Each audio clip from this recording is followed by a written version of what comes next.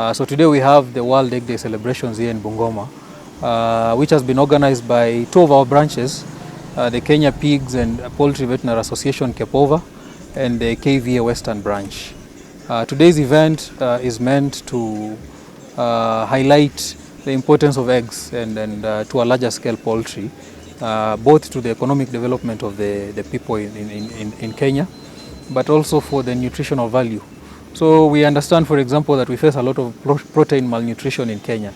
A lot of vulnerable communities are not able to access affordable animal proteins. And studies have shown that eggs are some of the cheapest sources of animal proteins. And so this event aims to highlight that you can keep chicken, get 1 or 2 eggs here and there, and ensure that your child has enough proteins to enable them to study well in school, because proteins contribute to intelligence and education uptake. In addition to that, you can keep eggs, sell 1 or 2 and make money for economic development. So as KVA, KVA National and 2 of our branches, and the other partners who are here, including Haifa International, USAID, Transform Cargill, Atlantis, Medicel, Kenchik PLC, Siva, and Cosmos, Vetcare, and others. We're here to actually to insist that we do not have to keep our communities in poverty. We do not have to keep our children malnourished. We can improve their nutrition and the economic development by increasing the poultry farming, especially layer farming.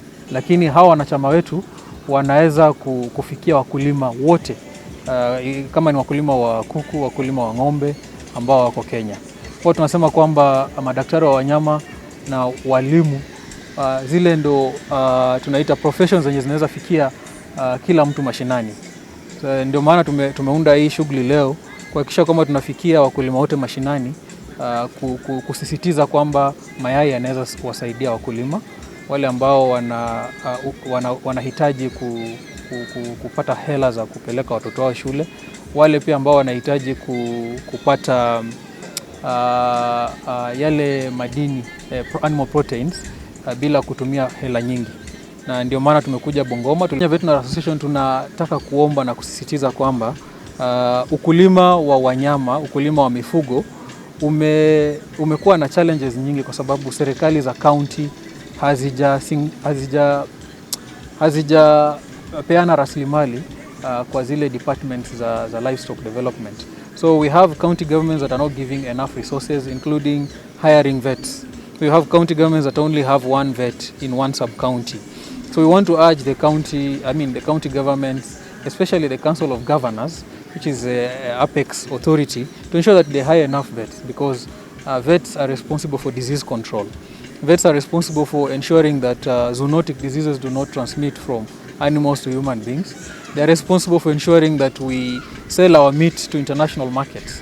Now, when you look at statistics from the national government and development partners, the livestock subsector can actually catapult this country's economic agenda. But we are not investing enough into that subsector to ensure that we have the growth that we desire. And part of the investment that needs to be done is the government need to hire more vets. And we're going to push this agenda because our farmers in the rural areas, especially places like Bungoma here, are suffering because they do not have extension officers, they do not have veterinary paraprofessionals, they do not have veterinary surgeons to take care of their animals. So the people who suffer most are the farmers, and we urge the county governments to do that. If they don't take up their responsibilities and hire more vets and direct resources to the veterinary departments, we are going to have to take all legal channels to ensure that is enforced. One, I want to thank the organizers of this event, World Egg Day, for bringing it here in Bungoma County. Ni siku ambayo tunasherehekea umuhimu wa yai. As you know, eggs are critical identity marker in our lives, and they have been part of us. So if we sensitize farmers on the importance of having this kind of activity or function, is very important, because eggs, as you know, they are critical in economic empowerment of smallholder farmers. So I know it has not gained the traction so much, but I believe going forward, as a county department and with my directors, we are going to amplify it, and with the help of the media partners, it's going to be a big thing, because this is the first time we're hearing about egg world. Ni kitu ambayo hatujawahi kuwa nacho, lakini miaka ijayo hivi tukishikana na partners like we have been having Haya International, which have been supporting farmers, especially in Syria. They have been doing capacity building for cooperatives in Syria, and very soon we are launching an MOU with them, the Haya International. I think it was the third week of this month. They'll be coming to His Excellence's office to sign an MOU so that they help our farmers to improve in poultry farming and practices. And then the other thing that I want to say is that as a county government, we have hired veterinary officers virtually in each sub-county, and also have our livestock farmers in each sub-county. But because of budgetary constraint, we are hoping that going into the next budget cycle, we shall be proposing that we increase the number of officers on the ground, so that our farmers at the grassroots level are reached or are assisted in fact, in terms of combating the diseases to the poultry, because as you know, our poultry or the birds are so susceptible to diseases. But we have a budgetary proposal into the 2025-26 to improve our foothold on the ground. And also the other thing is that we are having partners that are willing to onboard. I've said there is Haya International. They have been very active, and there are others we have what we call Kelcop, which also are very strong in terms of the poultry section.